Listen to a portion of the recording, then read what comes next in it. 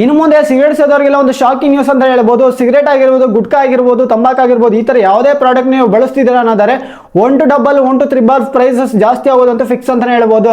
ಹೌದು, ಕೇಂದ್ರ ಸರ್ಕಾರದ ನಿರ್ಮಲಾ ಸೀತಾರಾಮನ್ ಅವರು 40% GST ನ ಜಾಸ್ತಿ ಮಾಡಿ ಒಂದು ಪ್ರೈಸಸ್ನ ಜಾಸ್ತಿ ಮಾಡಿದ್ದಾರೆ. ಏನ್ ತಕ್ಕಪ್ಪ ಈ ಥರ ಪ್ರೈಸಸ್ನ ಜಾಸ್ತಿ ಮಾಡಿದ್ದಾರೆ ಅನ್ನೋದಾರೆ ಒಂದೇ ಉದ್ದೇಶ, ತುಂಬಾ ಜನ ಮಕ್ಕಳ ಕೈಗೆಲ್ಲ ಸಿಗೋದು ಈ ಒಂದು ಪ್ರೈಸು. ಈಗ 10 ರೂಪಾಯಿ 20 ರೂಪಾಯಿ ಸಿಕ್ಕಿದ್ರೆ ಯಾವುದೋ ಕಾಲೇಜ್ ಹುಡುಗನು ತಾತಾನೆ, ಸ್ಕೂಲ್ ಹುಡುಗನು ತಾತಾನೆ. ಅದೇ ಒಂದು 100 ರೂಪಾಯಿ 70 ರೂಪಾಯಿ 80 ರೂಪಾಯಿ ಆದ್ರೆ ಒಂದು ಪ್ರೈಸು ತಾಳೋರ ಸಂಖ್ಯೆ ಕಡಿಮೆ ಆಗುತ್ತೆ ಮತ್ತು ಅವಾಯ್ಡ್ ಆಗುತ್ತೆ. ತುಂಬಾ ಜನ ತಗೊಳ್ಳಲ್ಲ ಸ್ಟೂಡೆಂಟ್ಗಳು, ಆದ್ರಿಂದ ಪ್ರೈಸಸ್ನ ಜಾಸ್ತಿ ಮಾಡಿದ್ದಾರೆ.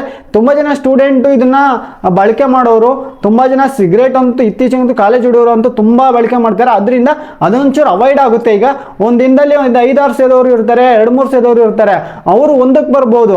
ಎಲ್ಲರೂ ಕೂಡ 70 ರೂಪಾಯಿ 80 ರೂಪಾಯಿ ಅಂದ್ರೆ ಹಿಂದೆ ಮುಂದೆ ನೋಡಿದ್ರೆ ತಗೊಳ್ಳೋಕೆ, ಅದೇ 10 ರೂಪಾಯಿ 20 ರೂಪಾಯಿ ಸಿಕ್ತಿದ್ರೆ ಬೇಗ ತಗೊಳ್ಳೋರು.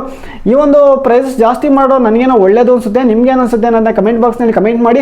ಈ ಒಂದು ವಿಡಿಯೋನ ಯಾರಿಗೆ ಶೇರ್ ಮಾಡಬೇಕು ಅಂತ ಗೊತ್ತು ಅವರಿಗೆ ಶೇರ್ ಮಾಡಿ.